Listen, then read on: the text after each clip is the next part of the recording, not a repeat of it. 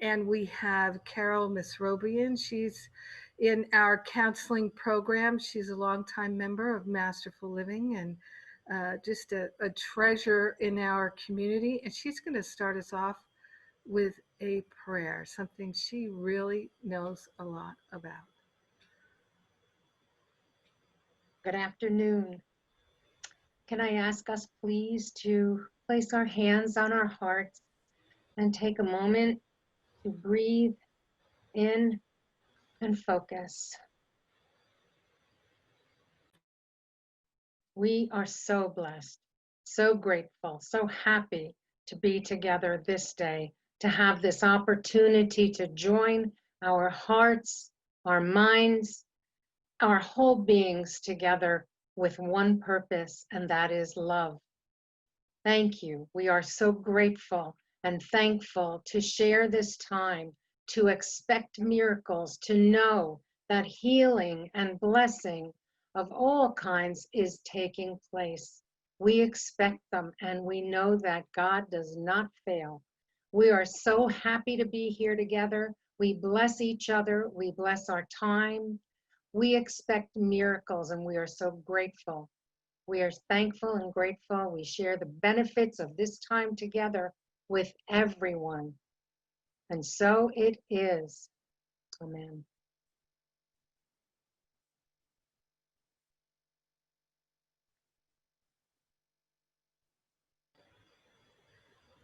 Beautiful. Thanks for kicking us off here, Carol. So it's now my pleasure to introduce our musical guest today, and that's Amy Steinberg. Amy is a nationally touring artist with 10 CDs. I'm sure we're going to want all of them. And she has been the music director for the Centers for Spiritual Living in Boca Raton, San Diego, and Charlotte. And she is the current spiritual leader, creatrix, I love that, at House of Love and Light that meets Sunday mornings online in Facebook at 11:11 Eastern. So you'll tell us more about that later. But welcome. So glad you're here, Amy. Oh my gosh, what a pleasure. What a treat. I hope that the sound is okay and you can hear it okay. I know Zoom land can be, cray cray, but I'm Amy. I'm so glad to be here with you, Jennifer and Rainbow and everybody here. I had to do this song because your whole thing is about love, and that's what this song is about. This is called Power. There's a power in a seed, reminding itself how to become a tree. There's a power in a cell, and it's capable of making a you or a me. There's a power in a word, vibrating at a frequency. And there's a power inside that power, inside that power. You know what it is? It's love, love, love, love, love.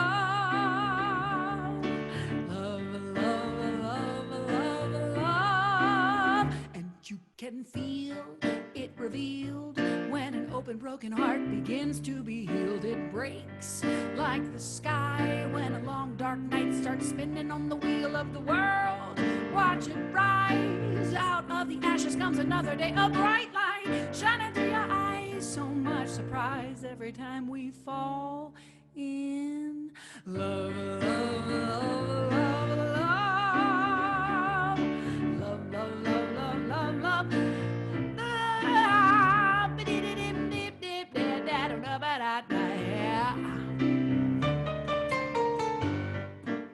Do you feel it? Can you feel it? There's a force in the fist. When unclenched, it ceases to exist. It shifts into light. So much freedom releases from the wrist. So insist on bliss, insist on bliss, insist on bliss, insist on bliss, insist on bliss, insist on bliss. And love, love, love, love, love, love, love, love, love, love, love, love.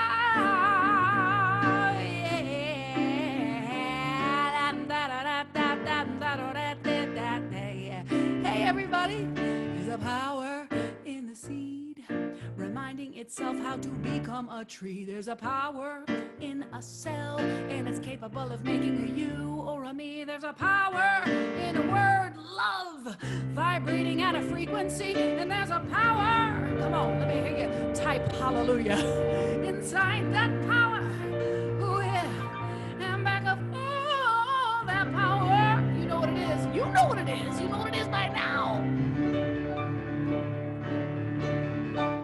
It's love.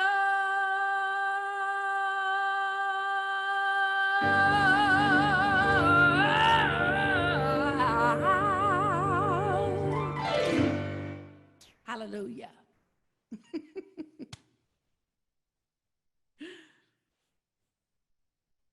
Thank you.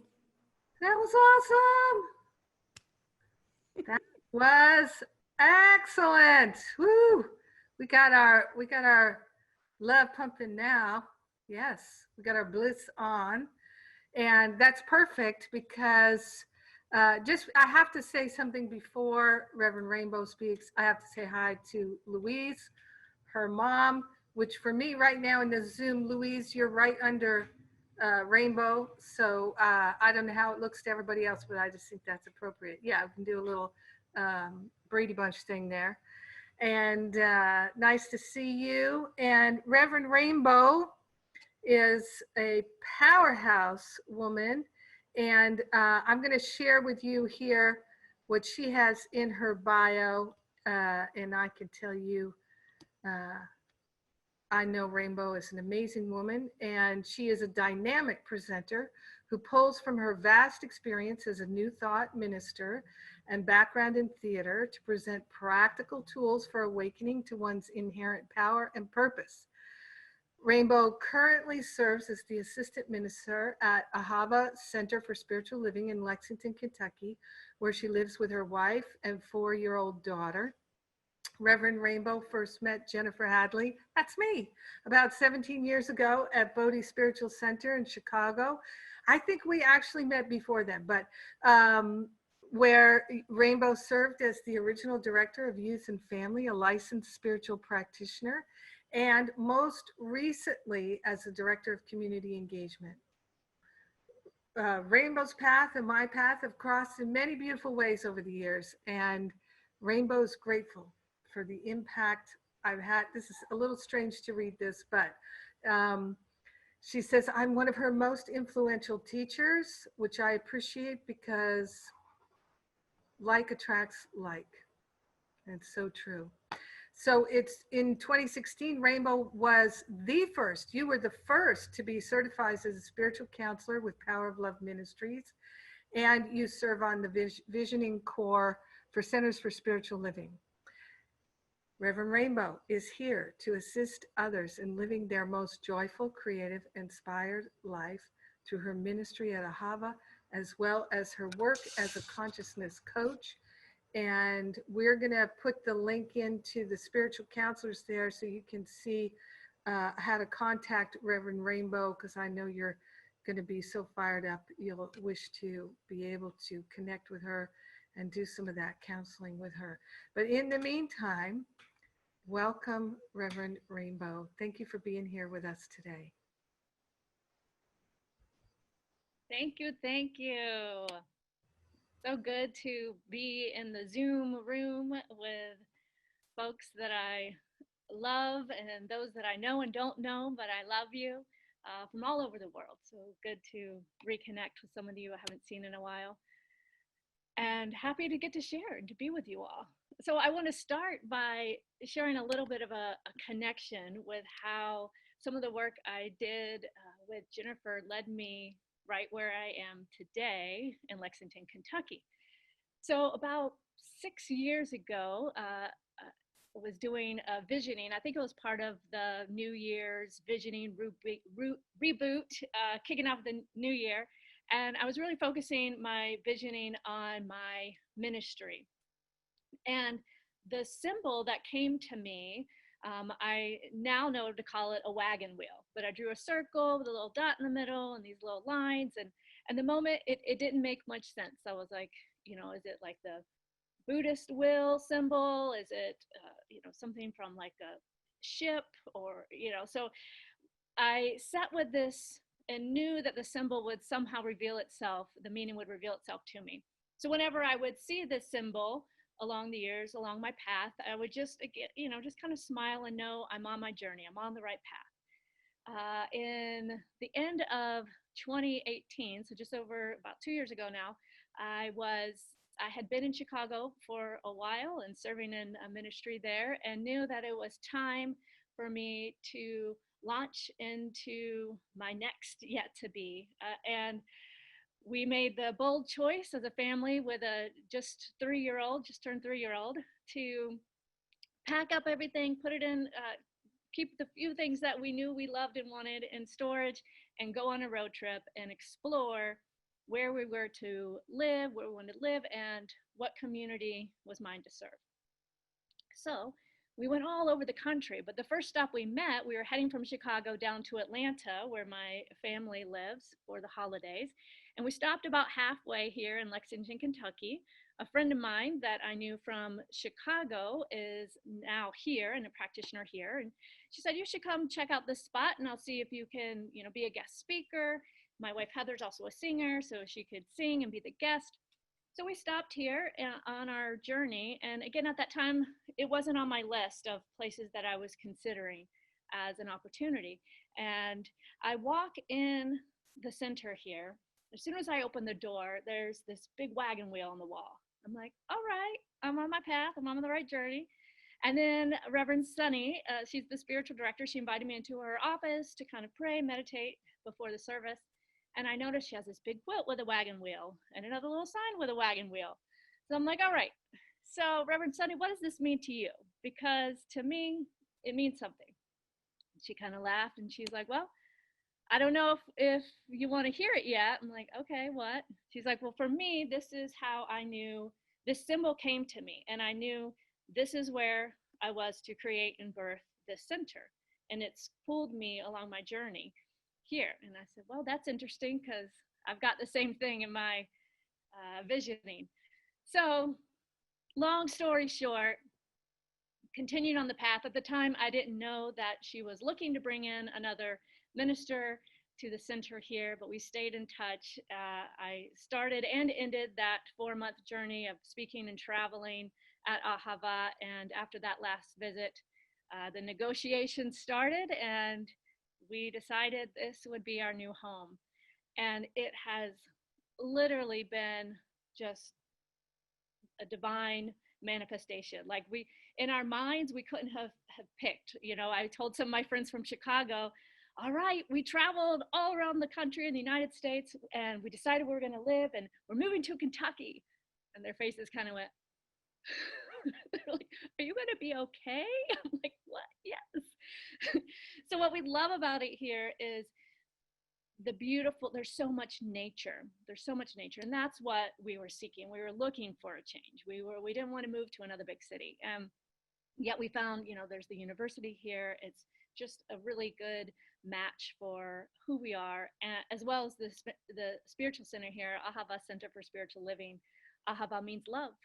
And as you see this quilt behind me, one of our beautiful community members made, it's actually a quilt. And she's painted it and sewn it. I don't even know. It's beautiful. But love is always the answer. That is our tagline here. So it is the right spot for me to be. And what I know and truly believe is that everything is for our learning. And so I'm committed to living a life of curiosity, of listening to that inner guidance and knowing that something within me knows, and to allow love to truly be the guiding force in my life. So today I want to talk a little bit about oneness. Just a little bit about it, right? Not like it's this big concept. So recently, I've really been contemplating the deep desire of my heart to contribute to a shift in the collective consciousness and asking what is mine to do, what is my part in co-creating a world that works for everyone. To hold the vision for the actualization of the beloved community, as Martin Luther King Jr. championed this idea of the beloved community, one of justice and equity for all. And really contemplating how this idea of social justice isn't antithetical to this idea of oneness, and in fact, how they can go hand in hand when we approach it from a place of love and possibility. The question I've been holding in my own practice of meditation and visioning is, what is the spiritual solution to the condition of racism? And I wonder if an immature understanding of this idea of oneness is actually holding us back from our collective evolution. What if the way to transcend the illusion of separation and to experience the next level of consciousness and enlightenment is to learn to experience that oneness and unity right here in this world of form that we currently inhabit? We're on this planet as human beings, at least probably most of us identify that way. And I believe that we're here for a reason, because everything is for our learning. Everything is an opportunity if we choose for it to be. So, are we going to be more compassionate and transcend the ego's grip, which always relies on separation consciousness, this idea of us and them? The ego's grip of hierarchy, of needing to be right, of better than or worse than, separation? Or are we going to embrace the fullness and diversity of life in expression as a way to get to know and experience God more fully? And continuing to learn through seeming contrast. One of the things that I love about spiritual community, and why I've really been involved in spiritual community my whole life, is that it gives us that opportunity. It lets us be with people of all walks of life and to learn to really value and appreciate everyone with various backgrounds.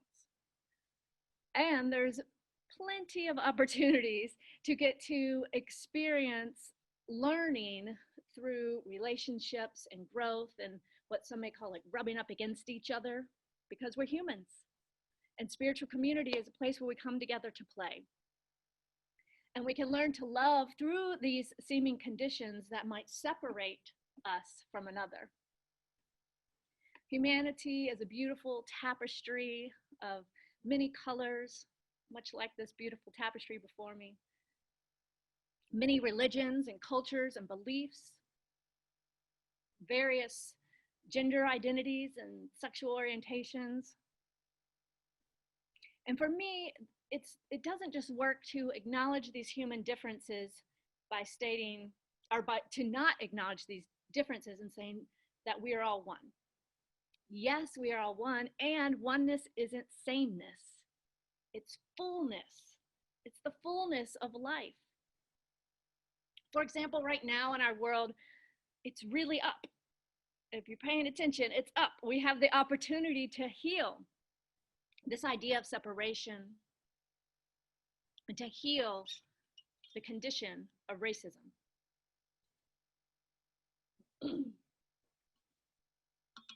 Thank you for your patience while I drink some water. So not acknowledging race doesn't solve the problem, because race isn't the problem, racism is. And simply saying, I don't see color, we're all one human race, this disregards an individual's experience of the way they walk in this world based on those various skin tones. The simple facts of life is that the reality of Black folks walk in this world is very different from mine as a white woman. And we have many intersecting ideas and identities of life that contribute to how we experience life.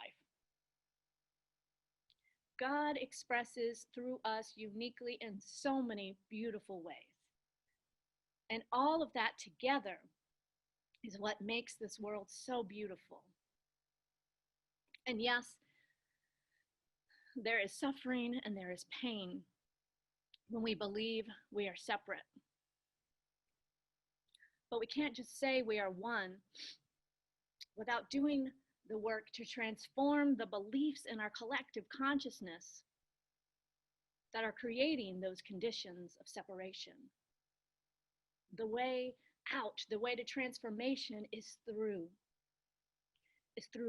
diving in and being willing to heal those beliefs that no longer serve. So again, I ask, what is the spiritual solution to this idea of separation and racism? We must name a thing in order to transcend it. And I know that this is something that different spiritual teachers have various opinions on. But for me, what I've learned by being humble, remaining open and curious as to how to create a world that works for everyone, the beloved community, is that I must widen my worldview. Be willing to expand the folks that are in my circles, to listen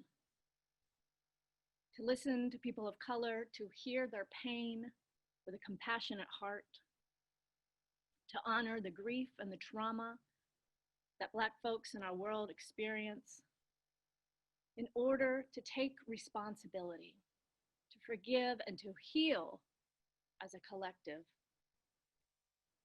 We must be willing to dive into those places, those dark places in our collective consciousness that we want to just hide away, and do the work in the subconscious mind, what some may call shadow work, in order to love and accept all aspects of ourselves and others, and to accept the ways that we have forgotten who we truly are, divine expressions of the one spirit.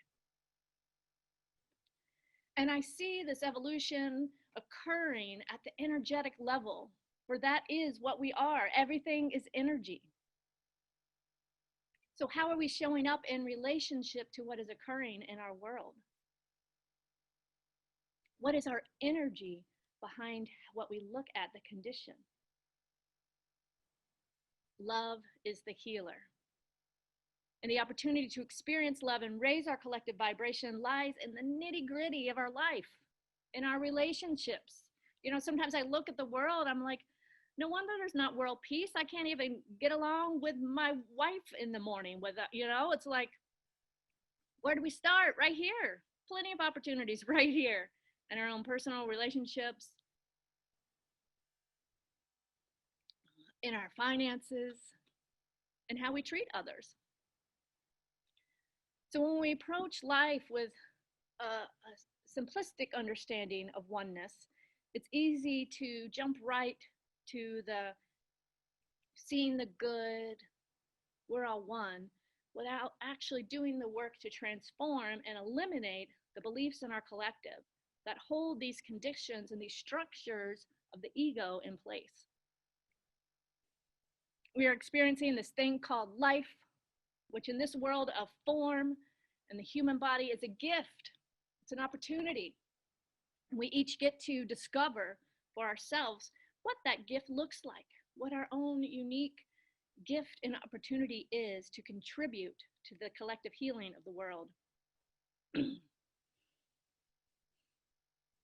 what I know is that underneath all of that, we all desire to love and be loved, to be kind, to experience compassion, and to forgive ourselves and others when we forget. So instead of pretending we're not human beings on this planet, for me, I choose to experience life to the fullest. All the beauty that nature has, the vastness of life and all aspects of humanity. Honestly, I love people. I'm just fascinated by people. It's probably another reason that I am attracted to being in spiritual community. The rich opportunities that community brings to get to know so many folks of all walks of life.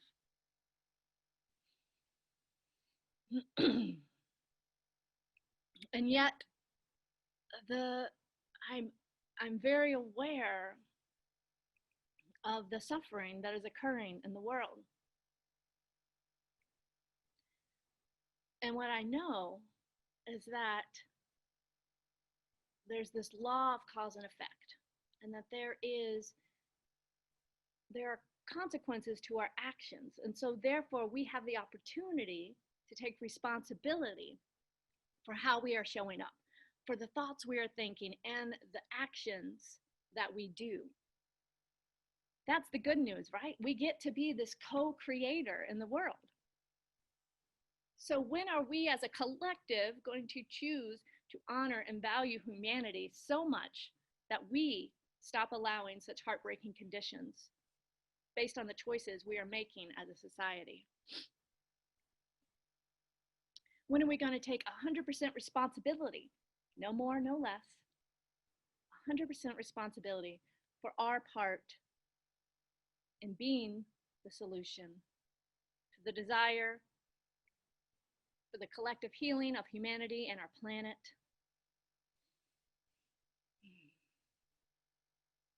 And until then, as we see and experience the conditions of greed and dominance, fear, lack, and separation outpictured in our collective,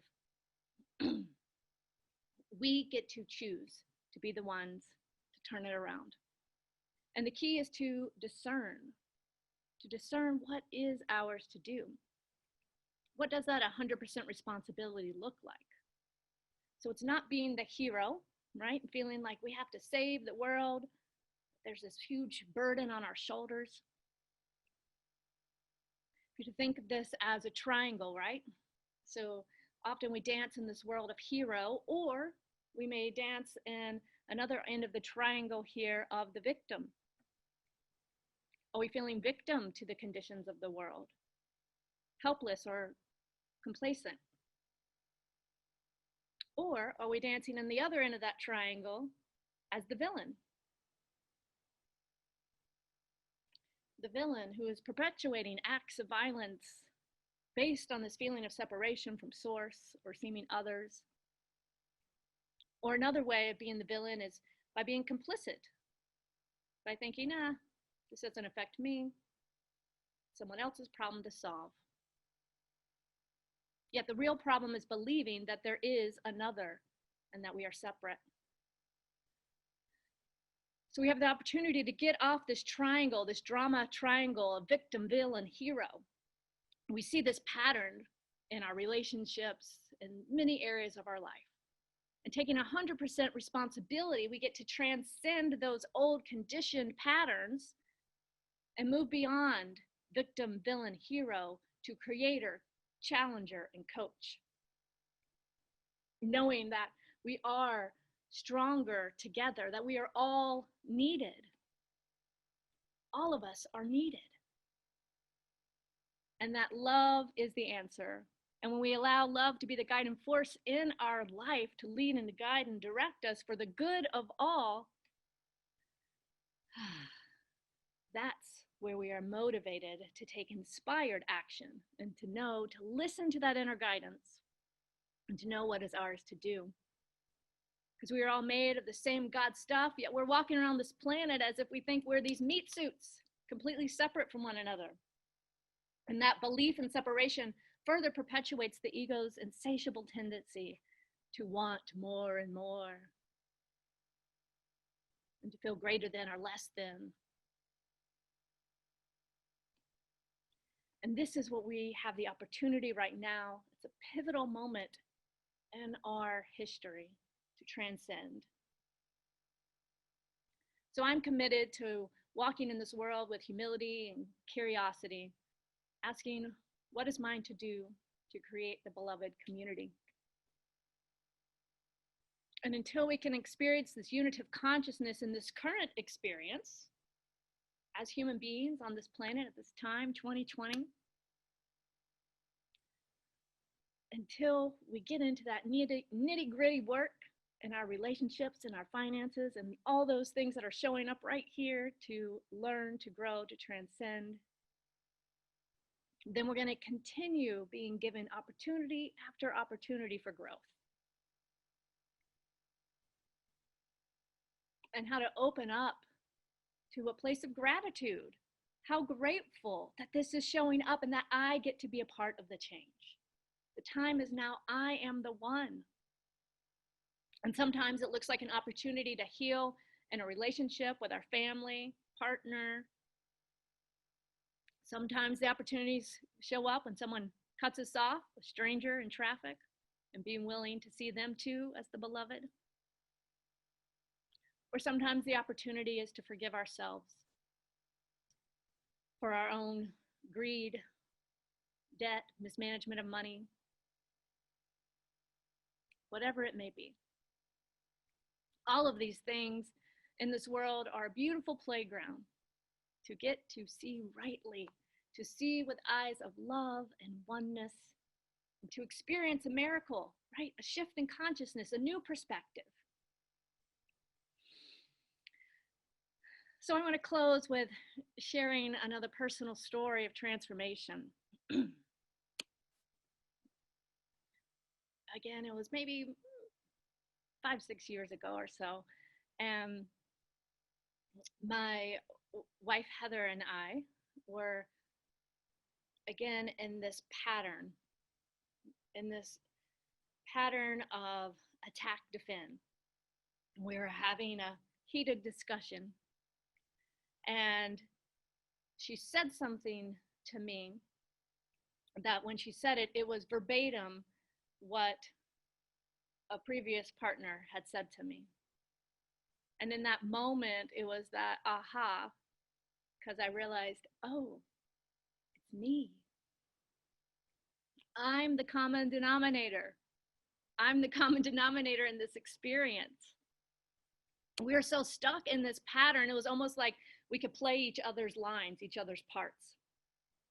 But that moment when she said that exact phrase, and I kind of woke up, it was a shift of experience. I sat there, and she walked out of the room, and I allow myself just to sit in the discomfort of the unresolved conflict. Now that in itself was another miracle, because my tendency, always being the peacemaker and wanted there to be solution, was just to keep talking and push until there felt like we're good, right? But I let her leave the room, and I just sat in the conflict and the discomfort. And I asked my higher self to give me the words to say.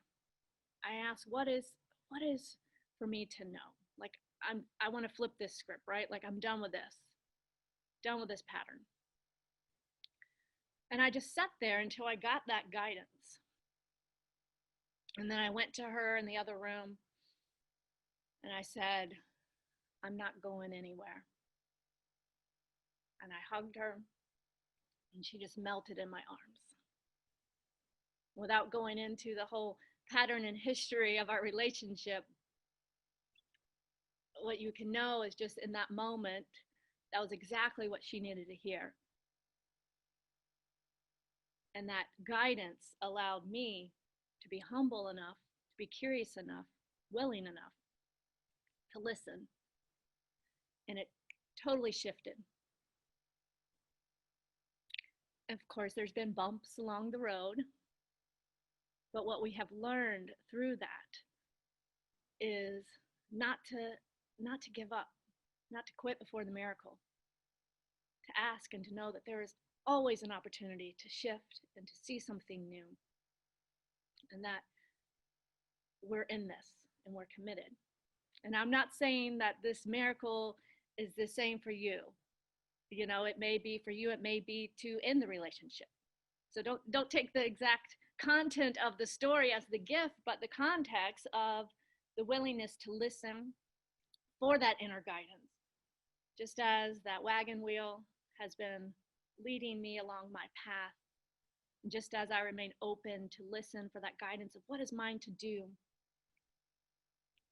in order to allow this vision of the beloved community to be activated, to be fully realized on this planet.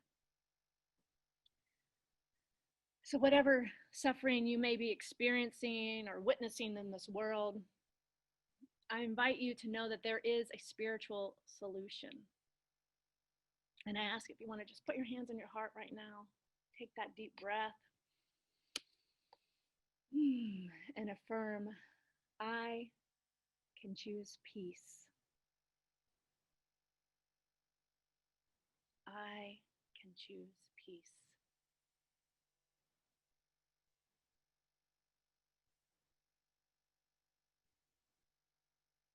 Thank you.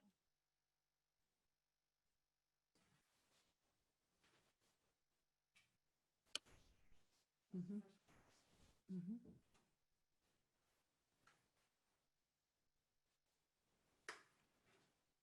These are they're dirty. But...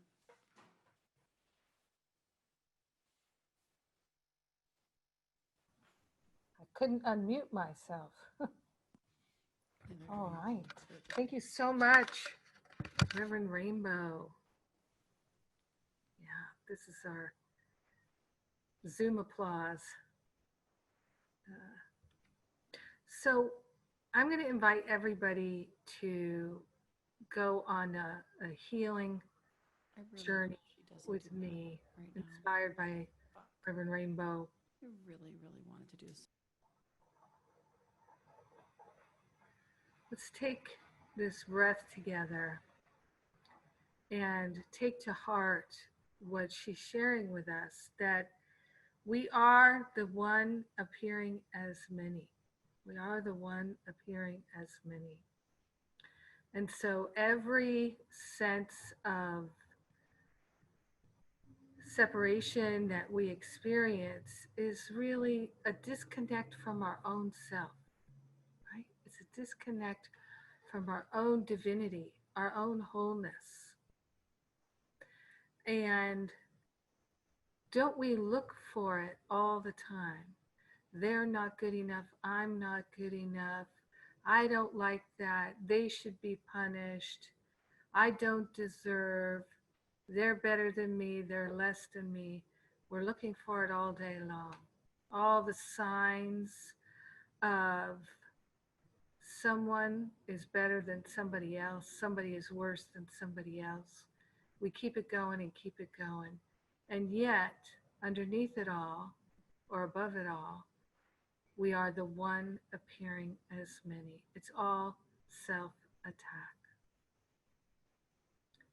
So let's go to that root cause. I'm going to invite you to place your hands on your heart. And let's take a really deep couple of breaths here, and breathing deeply so that every exhale becomes a release of attachment to the sense of separation.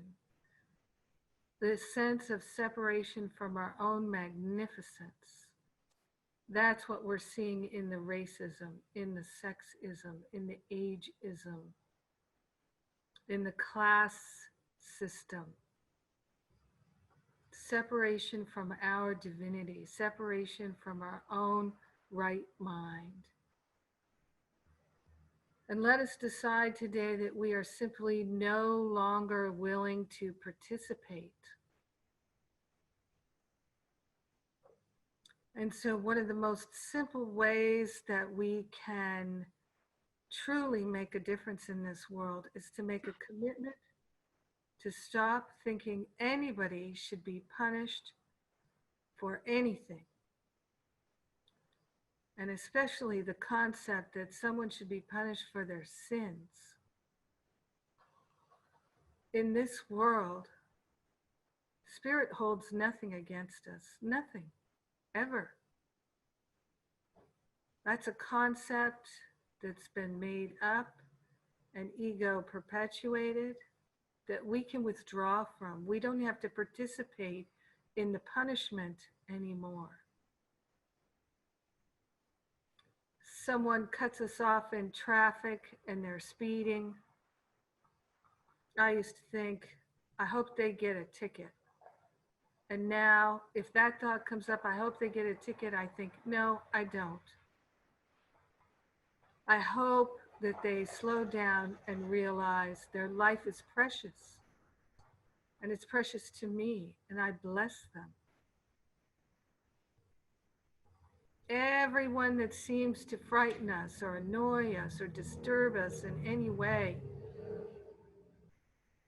is a divine alarm clock going off to help us give away this idea of separation, this idea of punishment. Let us decide today that we're no longer going to participate in ridicule and making fun of people that frighten us, and making fun of people that worry us, and making fun of people we don't like or we don't like their ideas. We don't have to make fun of them anymore. We don't have to ridicule them anymore. We don't have to disparage them anymore. We don't have to wish them to be punished, to be hurt, to get their comeuppance. We can lay all of that aside. We open our hearts to our brothers and sisters. They are our saviors. We are their saviors. Let us live as though we actually mean it. That it's not just something we say in church on Sunday, that it's how we actually live. That we are our brothers and sisters' redeemers, and they are ours. That every annoyance we feel gets triggered by them, they are our Savior, igniting in us an awareness of something to be healed. We're no longer willing to manage and cope with all these splinters in our mind, these splinters that get triggered. We're giving them to the Holy Spirit for healing. We have the strength of mind to hold unity consciousness. This is how we're designed. We are designed to hold it. It's not something we have to learn. We're designed to do it. Everything we need is already there within us to hold unity consciousness.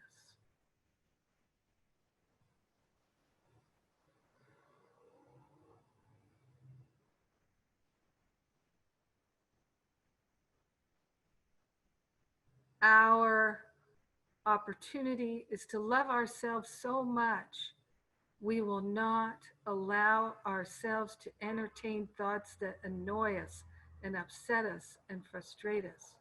That we are willing to love ourselves so much that we can love our brothers and sisters too.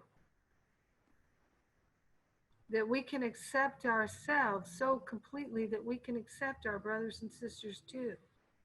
We don't have to accept everything they do, but we can accept their divinity and recognize their humanity. Pray for those who despitefully use you, our teacher said to us. Pray for those that despitefully use you. When we pray for someone who has seemed to attack us or offend us in some way, we're praying for them to have a realization of their divinity. And in doing so, we're having a realization of our divinity, one appearing as many. There's no blessing or prayer that we can offer to our brothers and sisters that won't be magnified and multiplied all throughout our own life. Let's not deny our own blessings. Let us become a fountain of blessings, blessing and blessing and blessing and blessing. Everyone that until this moment irritated us, frightened us, bothered us, annoyed us, disturbed us, confused us, offended us, let us pray for their blessings.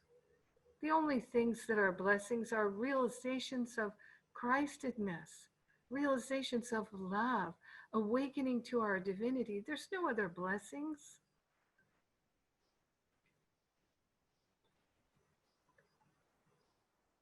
So in this moment, I'm inviting you to see in your mind's eye those you've held outside your heart, those you have condemned, those you have made fun of, those you have disparaged. And to take this moment now to forgive yourself for forgetting the truth of the unity of all life, blaming them for your upset when actually your attack thoughts are the cause of your upset, not them. They didn't trigger the attack thoughts. That's only the appearance. We're wiser than that. We know better than that. We can take responsibility because we have the ability to respond with love. And this is what we're nurturing within ourselves, and we are grateful. We're grateful to come together to remember this. It's easy to forget when it's not important. It's easy to forget to be loving when it's not important. How well we all know this. So we forgive ourselves for saying one thing and doing another. Let us be washed clean of our own self-judgment right here, right now. We're offering it up to that higher Holy Spirit self for healing. We're setting ourselves free right here, right now.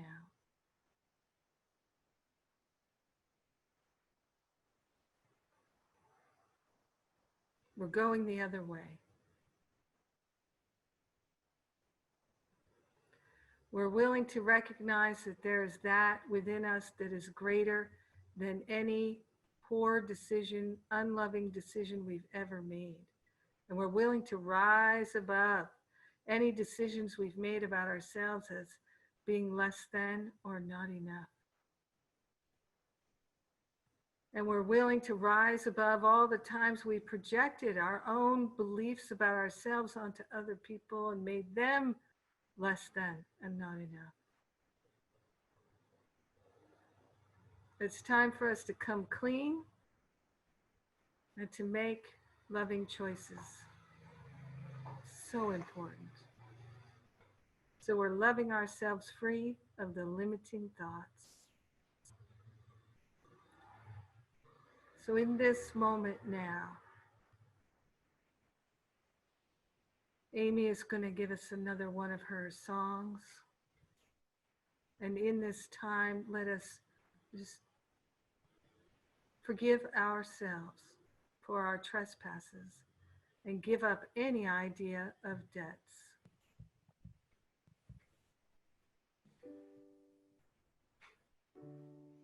Thank you for that powerful prayer and that amazing talk. I want to give a shout out to your orchids, Jennifer, and that quilt, and Rainbow. And I also wanted to let Rainbow know that I wrote a rap based on her talk. So at the end of this song, I will be wrapping up what she just gave you, reminding you of all the things she said in rhyme. So this is a song that I thought was perfect for this, because this is a song about this idea that once you know something, you can't unknow it. If you start learning about racism, you start learning about New Thought, you start learning about Course in Miracles, you can't not know it anymore. It just really screws your life up when you start learning this stuff.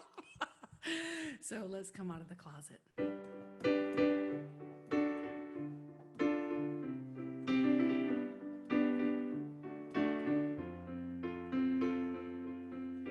My eyes are wide and open. My eyes can see. My mind is full of knowing. My mind believes, yeah. I am awake. I am awake. And once you know where your freedom lies, you can't go back and close your eyes. The truth, it cannot be denied. You are the light, you are the light, you are the light. That's right. You are the light, you are the light, you are the light. My heart is clear and growing. My heart can see.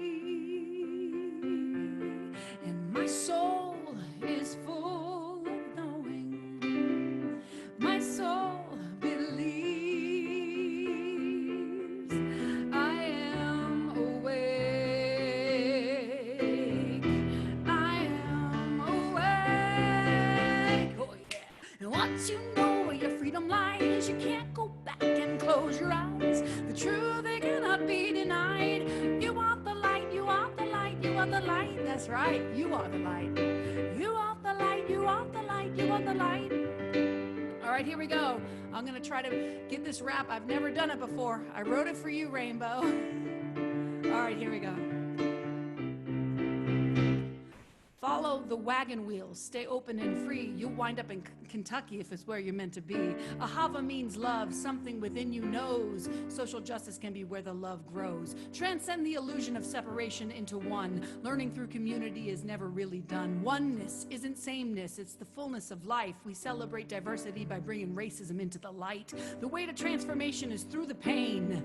Name a thing to create a new way. Honor grief and trauma of people of color. We heal when we honor the truth of the other through this thing called life. It's a gift to all. Love is the answer. Gotta listen to the call. We're stronger together. This is the truth. We are so much more than these cute meat suits. This is the moment to show up for the collective. Let's experience a miracle, a shift in your perspective. Once you know where your freedom lies, you can't go back and close your eyes. The truth cannot be denied. You are the light, you are the light, you are the light. Sing it with me. You are the light. You are the light, you are the light, you are the light, you are the light. You are the light, you are the light. Oh, oh, you are the light, you are the light, you are the light. That's right. You are the light, you are the light, you are the light, yeah. You are the light, you are the light, you are the light.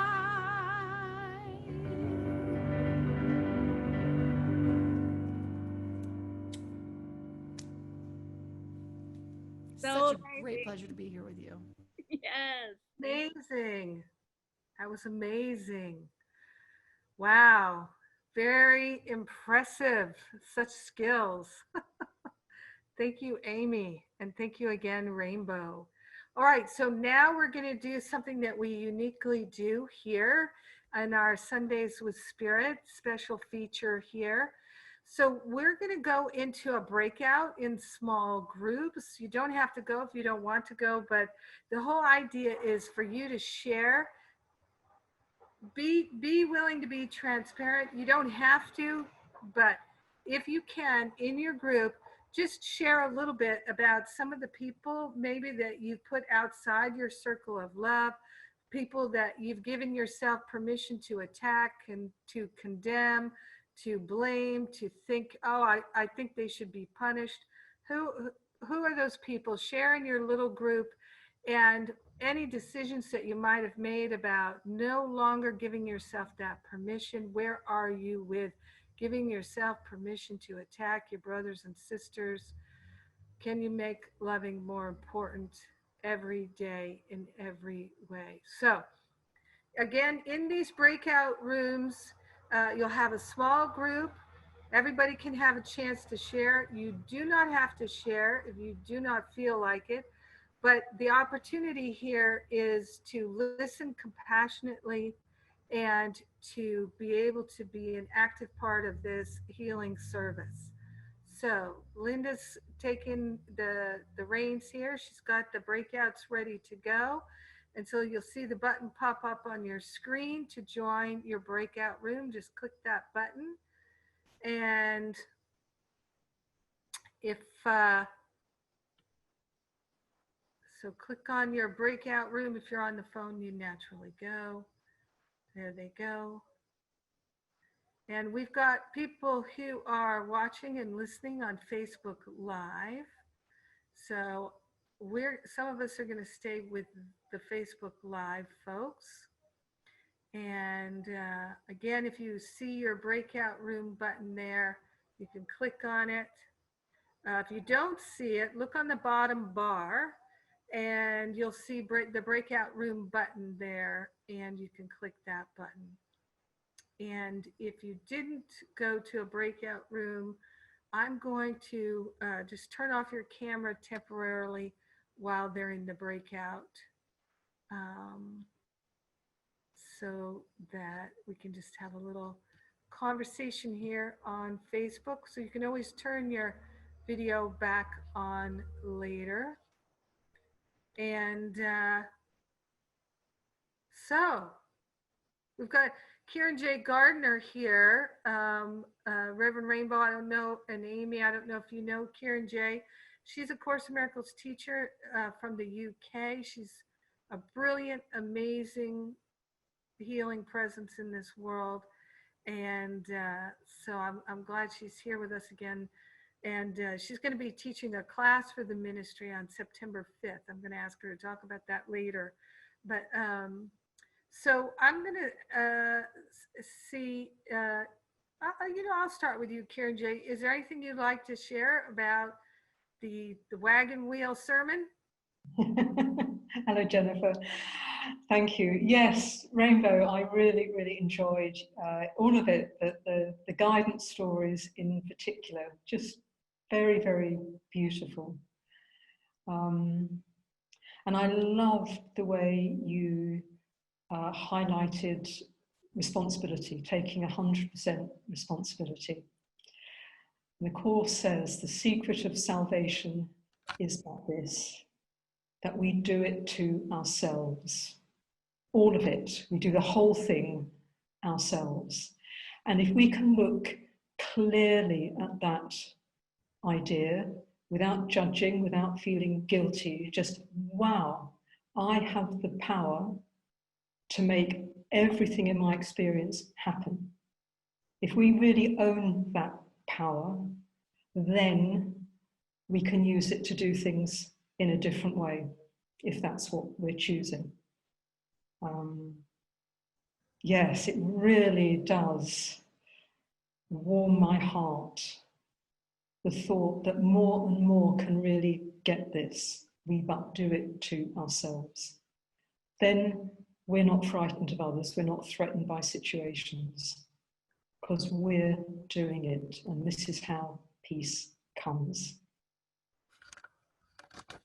And to go with this, the Course says, this world is full of miracles. They stand in shining silence next to every dream of pain. Isn't that absolutely fabulous? Everywhere we look, there are miracles. The Holy Spirit's already given correction for every single difficulty we could ever think of, and they're just there waiting for us.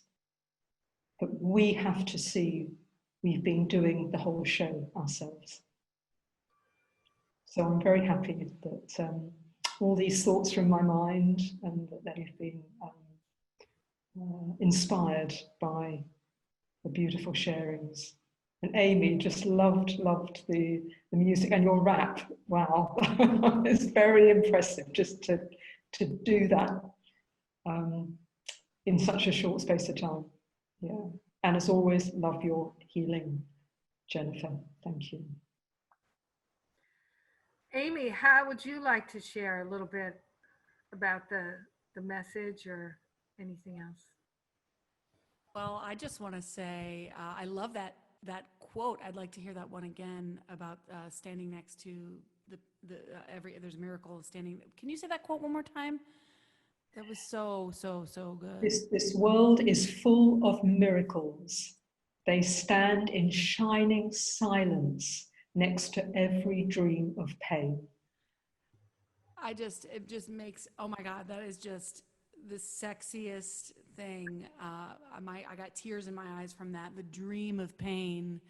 I love that so much. And what I glean or whatever from listening to so many talks now, spiritual talks about racism, is this oneness is not sameness, and that diversity, and that, I used to be a person that would say, I'm colorblind, I don't see color, and that would be sort of an evolved way of being. And now I feel like part of the healing is seeing those miracles, those shining miracles that are right there next to this dream of pain that has expressed as the real experience of so many people. But I think that this is a really big journey for the white person right now to figure out how to marry this spiritual path of oneness with the awareness and the, I went to see Marianne Williamson speak a couple times when I was in LA, and she was really getting into her politics both times I saw her. I mean, it was basically a political speech both times, and she wasn't even running for office yet. She was just saying, if it's not us, who is it? Because this whole idea of sticking our head in the sand as spiritual beings, is she just sort of stood up there and was like, well, if it's not us who's going to stop the world from burning, then who is it going to be? And I can just remember leaving there just totally blown away by this idea, like, that we have to stay awake and at the same time look right in the eye of what's happening. So I'm on a learning curve. I'm still learning about white privilege, and with Abigail Shire, we did a privilege walk, and I learned about how privileged I am. I mean, I'm a gay Jewish woman, so I was sure I'd be at the back of the line. You know what I mean? If you've ever done a privilege walk, and I was literally at the front. I was the first person. And so and I started sobbing, of course, with all this white fragility, and the people of color and the trans folks that were there that day were just like, shut up, stop crying, like, get your shit together, lady.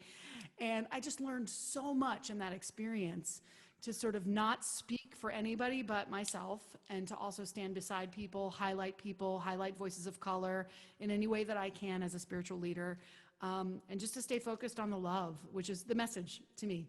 Love is the answer. And sometimes, love is tough.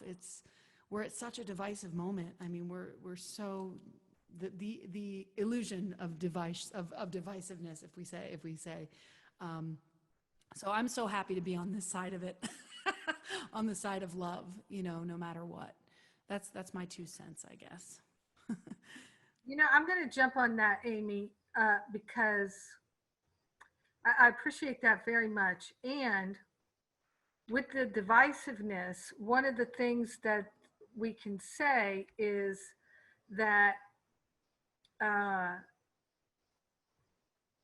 just as you said that, yeah, there's intense divisiveness going on all over the place right now.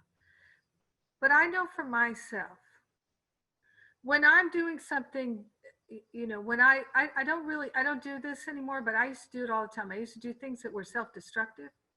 I had a real long journey with self-medication, food, alcohol, cigarettes, exercising, working, yammering on the phone, just watching television. I mean, I tried many different ways to self-medicate when I was younger, smoking pot and all that. So but there comes a point when you're doing something that's self-destructive, and divisiveness is so self-destructive, where you get sick of it. You can't take it anymore. You're just like, this is hurting me too much. Before, I was using this to escape from my pain, and now it is the cause of a lot of pain. It is the expression of dysfunction, and I just can't stand my dysfunction anymore. I've got to straighten up and fly right. I've got to quit smoking. I've got to quit drinking. I've got to quit the drugs, the shopping, whatever the compulsion is that people have. And so there just comes a point where you just say enough. And I think that we are at that tipping point now. We are at that tipping point. Certainly, I've never seen anything like this in the history of humanity. Certainly nothing like this in my lifetime. And I feel it. I feel it in every aspect of my beingness, that the day has come. We are tipping over. We've had enough. We've just had enough. And I give thanks to all the people that keep poking and poking the wound and trying to add gasoline to the fire, because they are helping us say, oh, brother, sister, can you not see you're burning your own house down? Oh my goodness. So I'm just like, I am so glad to be at this point, even though it is intensely challenging. I feel the pain of those who cry and are frightened and terrified and worried every day. but I know our liberation is at hand. I know it. Rainbow, would you like to share? Yes, when I think of this idea of love being the answer, and sometimes we can think of love as being nice. And yet, what I know is that love is a powerful force that shows up as strength and as power. And so, for me, I've replaced this idea of being nice with being kind. And what does it mean to be kind and allow love to move through me? And so, I think what we're seeing right now is, like you said, that tipping point of the energy, and knowing that love is in all of it. Love is in all of it. And so I think for a while in our history, we were kind of moving through the world playing nice, and just kind of ignoring things. But now we're really transforming and getting to be that fierce love, and that motivates us to take inspired action, to take a stand. And I think the key is to observe without being absorbed. I've heard that said before, so it's like when we can look at what's occurring in the conditions of the world, how can we observe what's occurring without being absorbed in it kind of energetically, right? Or because I know for me, like I want to pay attention and stay awake, yet at the same time I can feel my energy when I start to believe it, right? When I get seduced by the story of the separation that the news is portraying, literally I start to feel. So how to observe without being absorbed, and to watch it though, so that I know what to place my intention, where to place my love, where that hurt, where that suffering is. That is the prayer request in which I can hold and be that presence of love. Because I've heard, many different people in spiritual community, and being a leader in a community, there's some people that are like, well, I don't want to watch the news. I'm going to sit over here and meditate. Other people like, I'm just going to go out in the woods and not know what's happening. Other people that are, marching and on the front lines of the movement. And it's not about making anything good, bad, right, or wrong. That's kind of what I was saying about this idea of we all have our unique gifts, and everyone is in this moment in history being called to use their gifts in this way. And some are, have this kind of call for more justice oriented, being the ones kind of pushing that, like you said, lighting the adding fuel to the fire to bring it to our attention, such that even those that have been hiding in the woods, they're feeling it right now. And I don't mean hiding in a negative way, but I mean literally like choosing to, be the monks and hold that vibration. That there's no denying now that it is a palpable energy on the entire planet of transformation, and love is what is going to heal it. And for me personally, the shift I've had is not confusing love with being nice, because where that was coming from for me was avoiding conflict and wanting everyone to get along and, oh, it's okay, and not being comfortable with the conflict. But yet, as I shared, being able to sit in the discomfort allows me to be that space to hold that for others. And I first, have to be willing to feel that myself, to observe and not being absorbed, to notice what's occurring and not letting it be a mood, letting as feelings come, let them move through.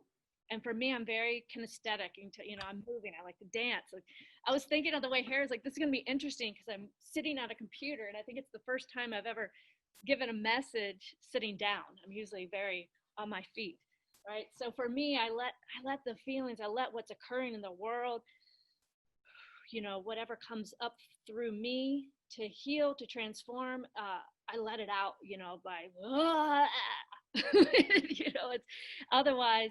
I was pushing it down and just trying to be nice and doing that, bypassing of it's all good, but my body was doing this.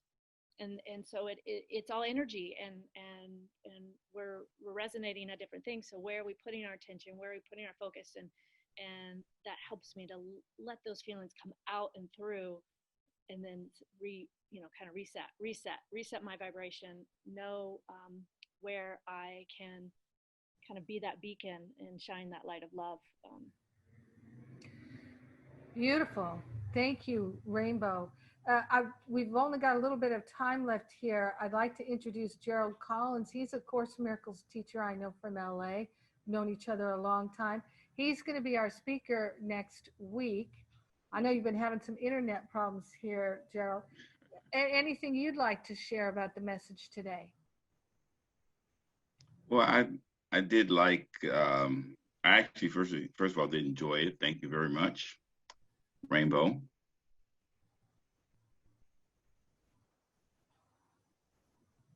Nope. I know Gerald's been having trouble with his internet, so I think we just lost you, Gerald. Kieran J., would you like to comment on anything else that's been said? Yeah, I love, Rainbow, that you are saying everybody's called in their own way. And for me, it's looking through the whole thing. I'm being called to see the beloved beyond the bodies. So not to get involved in any issue or any current event, but to keep a very secure and growing focus on God, which is not a bypass at all. It's like, this is the whole thing. God is and nothing else is.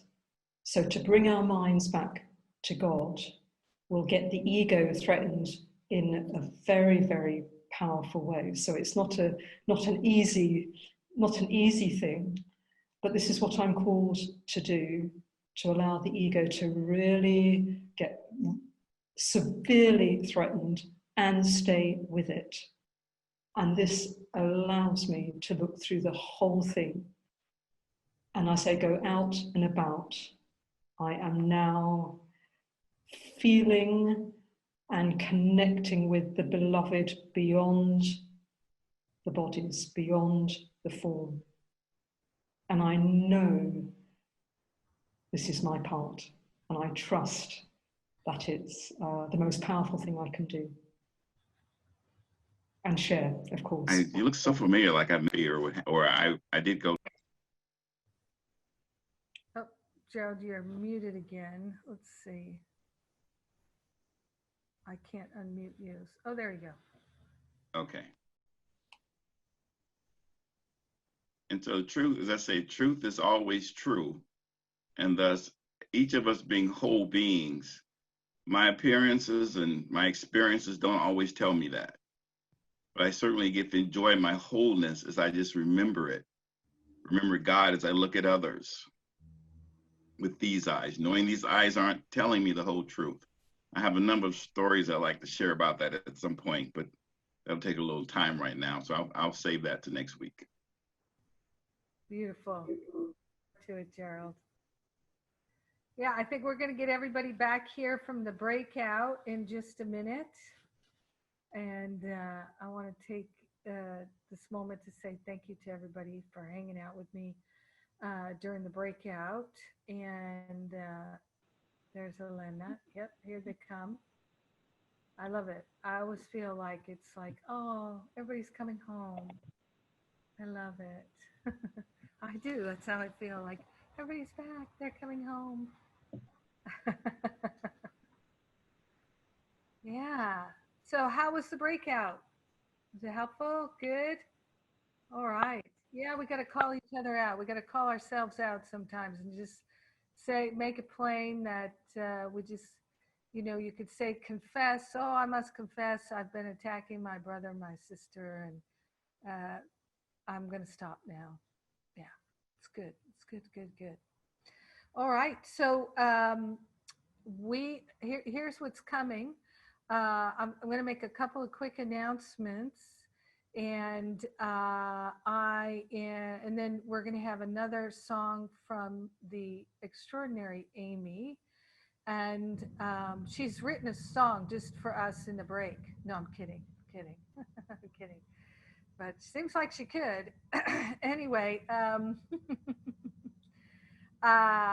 So right now, I'd just like to make a couple of announcements, and I am going to, this is our moment of sending the basket around and inviting people to contribute to support these services, because while we do have some volunteer support, we do pay our staff, and they do quite a bit to make sure that we can do these uh, services on Sunday. And I'd like to say a very big thanks to GJ, because GJ is on our staff, and normally he had Sundays off until we started Sundays with Spirit. So God bless him. He is here with us on Sundays so we can have it, and he holds down the fort, and I really appreciate him for that.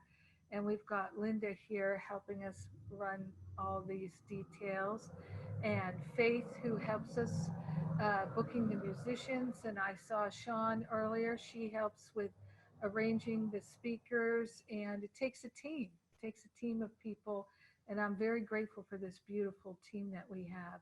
And we do tithes to our speakers and to our music, and we are able to do that because of your contributions and donations. And one of the simplest ways that you can make a contribution, you can make a one-time contribution or a recurring contribution. Of course, we love it when you make a recurring contribution. You can do it at acimtexts.com, acimtexts.com. You can sign up for our inspirational text messages. We have two options. You can sign up for one or both, get a Course in Miracles text sent your way randomly during your daylight hours. You never know what it's going to be or when it's going to come, but Spirit managed to send it at the perfect time. And then I also have my own inspirational messages. And so if you are interested in that, you can sign up. It's like I say, a great way to make a one-time or a recurring donation and sign up for the text messages, or you can just make a donation. Linda's going to put the link in the chat there. And but you can find it at livingacourseinmiracles.com or powerofloveministry.net or jenniferhadley.com. You can find the donate button on all three of those websites. If you like what I shared, I do have a podcast with hundreds and hundreds, literally, episodes sharing about A Course in Miracles, breaking it down, making it plain. And I also have an online retreat coming up next month, just about a month from now. It's called Stop Playing Small. How to stop playing small. A lot of spiritual students still play quite small. They aspire to be more loving, more kind, more generous, more compassionate. And this is a program to help you get out of your own way and do just that. It's over the course of 2 weekends. We do it online, and the last time I did it was spectacular. Spectacular. It was really just extraordinary, and that's why I'm doing it again in September. And then you can follow that up with my Finding Freedom Boot Camp class.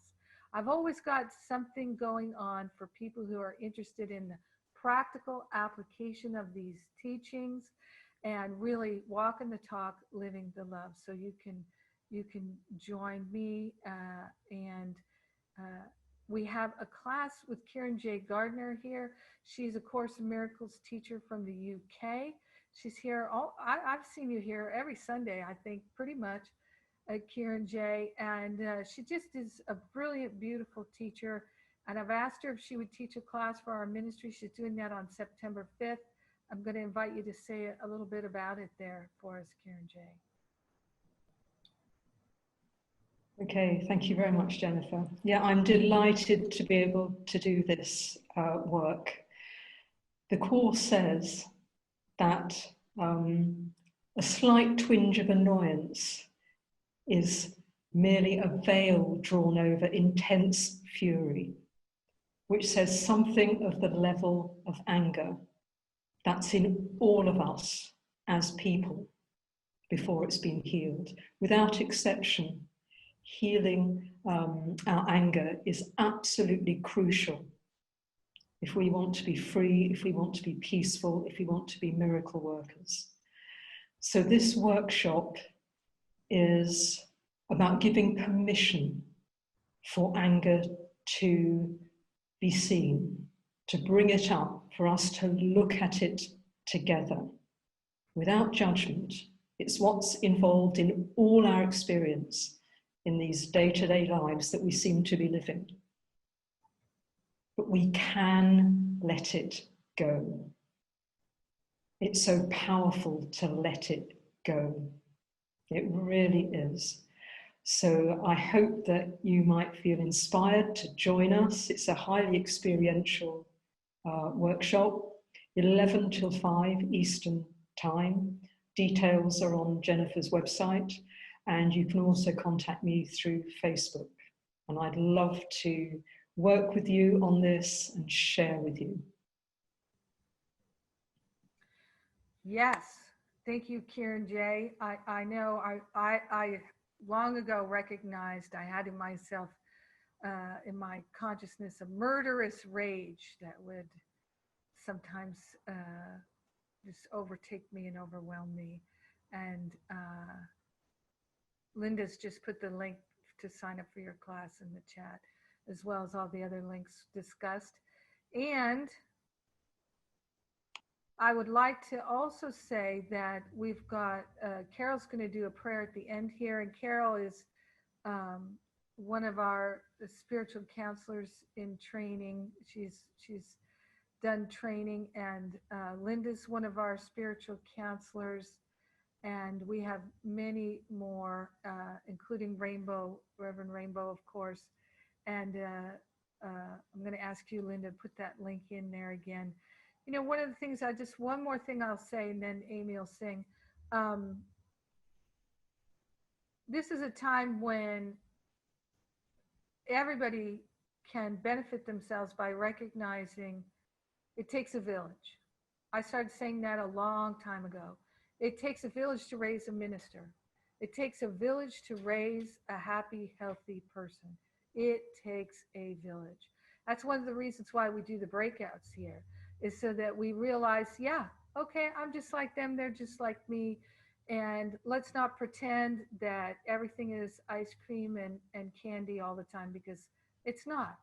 You know, I don't have a sweet tooth, I have a savory tooth, so I like pesto on things, and I like salty, crunchy things, and I like things that are spicy and hot sometimes. And ice cream and candy all the time would not be my thing. And I like spicy people too. You know, I do. I like spicy people. And so it takes a village to, Louise is pretty spicy. And it takes a village. Every one of us needs a village. And so I have loved being a spiritual counselor for 20 years. And in 2014, I started training spiritual counselors and certifying them. And those who are certified, you can reach them on the link that Linda gave you, but you can also reach the people who are in training. And the people who are in training, they have a requirement of 111 sessions that they are required to do in order to get certified. So if you book a session with them, you can do it on a donation basis while they're in their certification process. And you help them, they help you. It's a perfect situation. Let's get support. I work with a spiritual counselor. I've been working with a spiritual counselor for 20 some years. It takes a village. So I invite you to consider working with one of our spiritual counselors. Oh, there's Elena. She's a spiritual counselor too. Yeah, she's in France. So we've got spiritual counselors in different parts of the world, and each one is listed on the site. You can read their bios and see who you vibrate with. All right, Amy. I just want to quickly say thank you to Rainbow for inviting me and Jennifer for holding this gathering. This is beautiful. I've gotten so much out of this. I just felt like singing the song today. That's the reason I'm singing it. Doesn't really connect so greatly with anything that we've talked about, except for that in recognition of the richness of life and living in gratitude. That's just my primary number one go-to tool spiritually. And so this is just a chant of mine that I wrote called So Rich with a little rap, because I like to do some Dr. Seuss rap. Thank you very much, Kelly. Okay. So rich, so rich, so rich, so rich, so rich, so rich we are. So rich, so rich, so rich, so rich, so rich, so rich we are. So rich.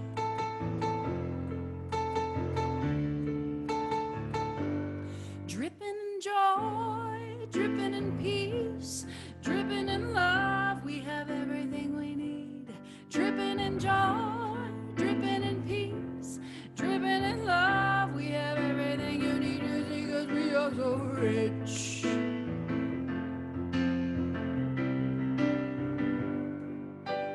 Grat-tats attitude spilling up my veins, digging on the decadence, goodness reigns. Queen bee being on the throne of ease, rich with infinite potentialities. We think money has value, listen, it's paper, metal, electronic transmission. You get what you give, we are unique, we breathe. Cannot just give, cannot just receive. Law of circulation, money secondary. You have an essence only you can carry. As I advance on my journey, I see there is a power for good and it can use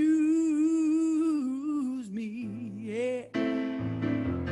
It uses me every day and every way. I invite you to sing with me. So rich, being in gratitude. So rich, so rich, so rich, so rich, so rich, so rich we are. I'm also a savory, by the way, Jennifer. And my girlfriend's a sweet. So we're sweet and salty. Hey, so rich, so rich, so rich, so rich, so rich, so rich we are. Dripping in joy, dripping in peace, dripping in love, we have everything we need. Dripping in joy, dripping in peace, dripping in love, we have everything you need, because we are so rich.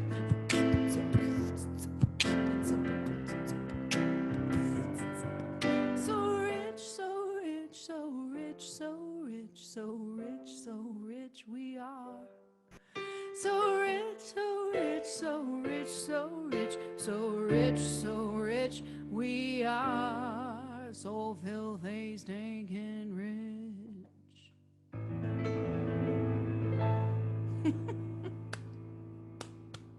for Wow, having me. that was awesome.